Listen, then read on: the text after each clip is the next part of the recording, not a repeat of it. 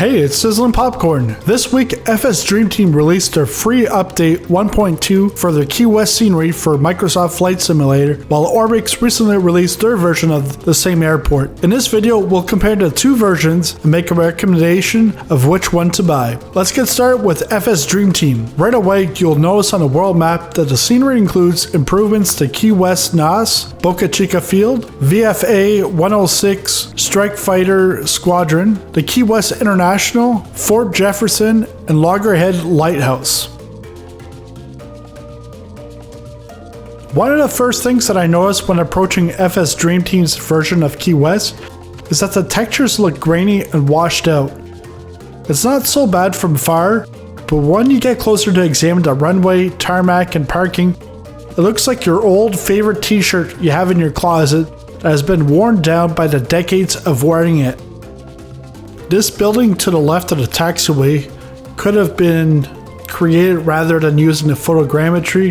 Photogrammetry makes it look ugly, it's all just broken up stuff.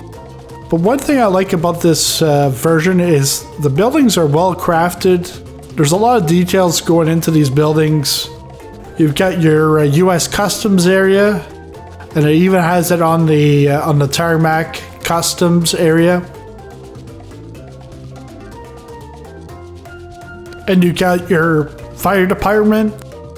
You got some hangars where you can park your airplane.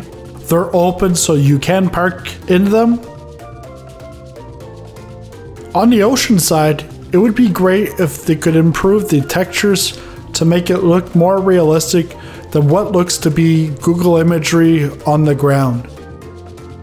As I said before, I like the details they've added to the airport buildings. An example of this is the painting mural on the wall that you'll see between the building and the parking lot. FSDreamTeam does a great job at making you want to fly around locally by providing you with local points of interest to visit. The fighter squadron at Boca Chica makes you want to fly over there, especially if you have a fighter jet in your fleet of planes. Also, Fort Jefferson and Loggerhead Lighthouse are just a short trip away from Key West.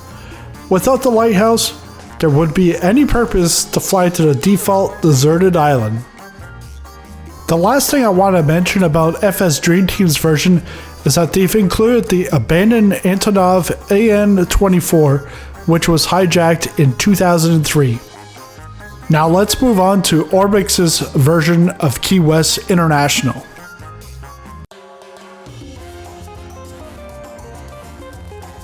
You will notice right away that ORBX has added points of interest and hotels around the island of Key West.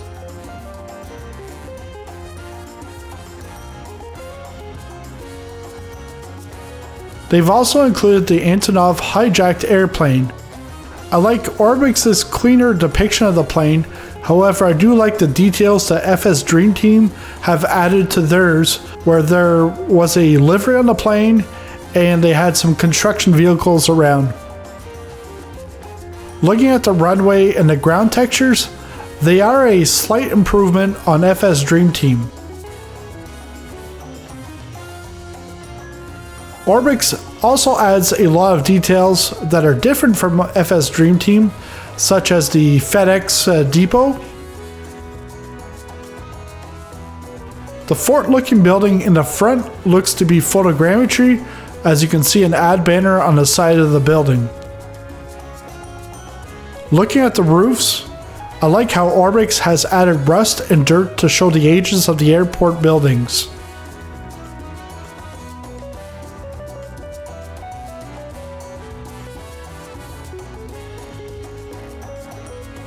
It's now time to wrap things up.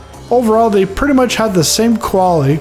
ORBX sells for roughly $7 US, while FSDreamTeam scenery sells for about $10 US. But the big difference is that ORBX added some points of interest and buildings to Key West, while FSDreamTeam added those points of interest off of the island, which brings me to the verdict.